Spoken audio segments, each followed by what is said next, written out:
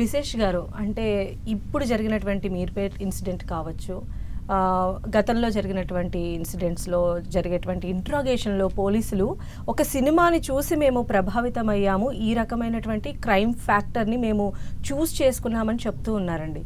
As a సైకాలజిస్ట్గా మీరు చెప్పండి sir, అంటే ఇది సినిమా ప్రభావమా లేదా హ్యూమన్ టెండెన్సీకి రెచ్చగొట్టే విధంగా ఇవన్నీ దోహదపడుతున్నాయా, ఇంటర్లింక్ అవుతున్నాయా?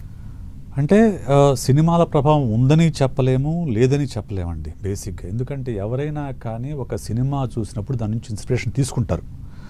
ఇలాంటి క్రైమ్ కోసం ఇన్స్పిరేషన్ తీసుకుంటారా అంటే తీసుకుంటే అన్ని హత్యలే జరగాలి కదా, అలా జరగవు. కానీ క్రిమినల్ టెండెన్సీ ఉన్న వాళ్ళు ఎవరైతే ఉన్నారో వాళ్లకు ఇవి ఉపయోగపడతాయి. ఇటువంటి మూవీస్ ఏవైతే ఉన్నాయో అవి ఆల్రెడీ వాళ్ళల్లో యాంటీ సోషల్ పర్సనాలిటీ ఎలిమెంట్స్ ఉన్నప్పుడు వాళ్ళని ఇటువంటి మూవీస్ ఎక్కువ ఇన్స్పైర్ చేస్తాయి, ఇటువంటి క్రైమ్స్కి పాల్పడే విధంగా ప్రేరేపిస్తాయి.